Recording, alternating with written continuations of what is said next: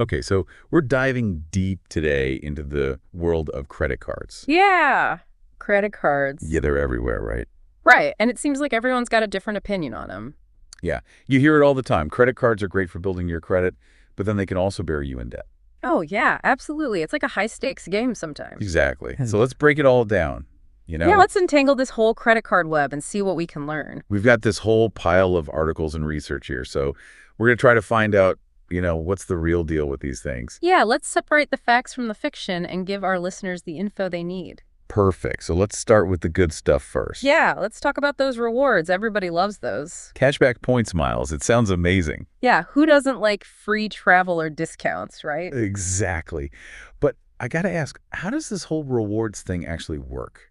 Okay, so basically every time you swipe your card at a store or online, the merchant pays a small fee to the credit card company. Okay, got it. And then the credit card company shares a tiny piece of that fee with you, the cardholder. Oh, interesting. Yeah, it's like a little kickback for using their card. So it's not really free money then? Well, not exactly. It's more like a bonus for your spending, Right. It's still a pretty good deal, though. especially if you're smart about it. Yeah. And one of the articles we got talks about travel rewards cards. Like, those seem pretty popular. Yeah, they can be a great way to earn free flights or hotel stays. But are they really worth it? It really depends on your spending habits and your travel goals. Right. Some cards offer huge sign-up bonuses that can be like getting a free plane ticket right off the bat. Oh, wow. That's cool. Yeah, but you got to make sure you read the fine print because sometimes those bonuses come with spending requirements. Oh, right. You got to spend a certain amount first. Exactly. And other cards give you points that you can redeem for travel or merchandise. So it's all about finding a card that matches your lifestyle. Yeah, exactly. You got to do your research and pick the card that works best for you. Okay, so rewards are great, but I think the real power of credit cards lies in building a solid financial foundation. Absolutely. A good credit score is essential in today's world. Yeah, it affects everything from getting a loan to renting an apartment. Even some jobs look at your credit score these days. Really? Yeah, it's wild, right? Wow. Okay, so how does using a credit card responsibly help build that credit score? Well, one of the biggest factors is your credit utilization ratio. Credit utilization ratio. Yeah, basically that's how much of your available credit you're actually using. Okay, so the lower the better, I'm guessing. Exactly. The less you use, the better your score looks. Interesting. And what about those FICO scores everyone's always talking about? Yeah, FICO is the most common credit score that lenders use, and they look at a bunch of things: your payment history, how long you've had credit, your credit mix, and any new credit you open. So basically, by using a credit card responsibly, paying your bills on time, and not maxing out your limit. You're showing lenders that you're trustworthy with money. That makes sense. And you don't have to carry a balance to build credit.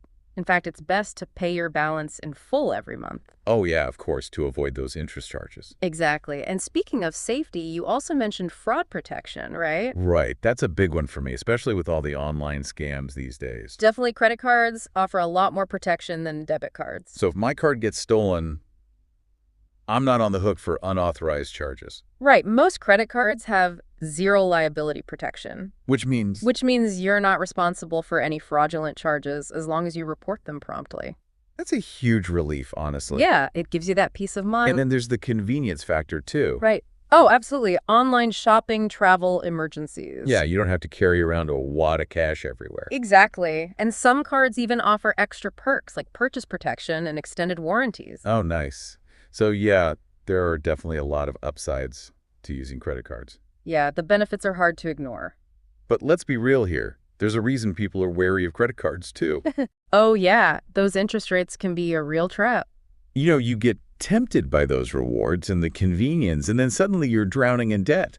It happens so easily. So let's talk about the dark side of credit cards. Yeah. The potential pitfalls. Okay, so first things first, those interest rates. Yeah, those APRs, they can be scary. If you're not careful, that $50 dinner could turn into a $100 debt real quick. Yeah, that's how they get you. Credit card companies are businesses after all, and they make money by charging interest. Right. So how can we avoid falling into that debt trap? Well, one of the biggest mistakes people make is only making the minimum payment. Yeah, I've heard that's a bad idea.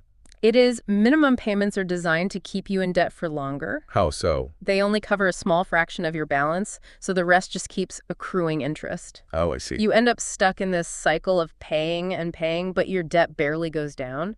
That's terrifying. It's like running on a treadmill. You're putting in effort, but you're not getting anywhere. And then on top of that, you've got all those fees. Oh yeah, the fees are a whole other beast. Annual fees, late fees, foreign transaction fees.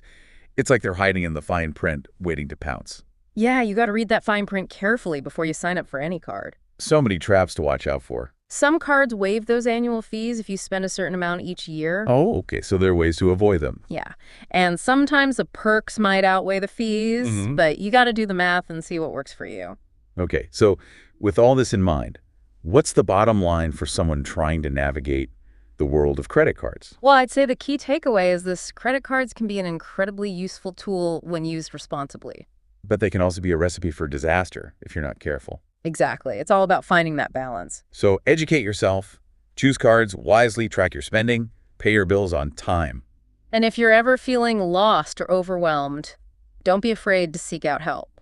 Yeah, there are resources available, financial advisors, credit counseling services. Exactly. Awesome. This has been super insightful. I think we've covered a lot of ground here. Yeah, we've really unpacked the whole credit card thing. But before we wrap up, I want to leave you with something to think about. Okay. I'm intrigued. What if credit cards suddenly disappeared? Whoa. Like poof, gone, vanished. That's an interesting thought. Would you go back to cash only? Maybe try those mobile payment apps. Or would you invent a whole new system? Ooh, now that's a challenge. Yeah, I'd love to hear what our listeners come up with. Me too. Leave us a comment and let us know your thoughts. That's all for today's deep dive. Thanks for joining us. See you next time. If this podcast helped you, don't forget to like, comment, and subscribe. Your support helps us keep making these videos. Thanks for watching.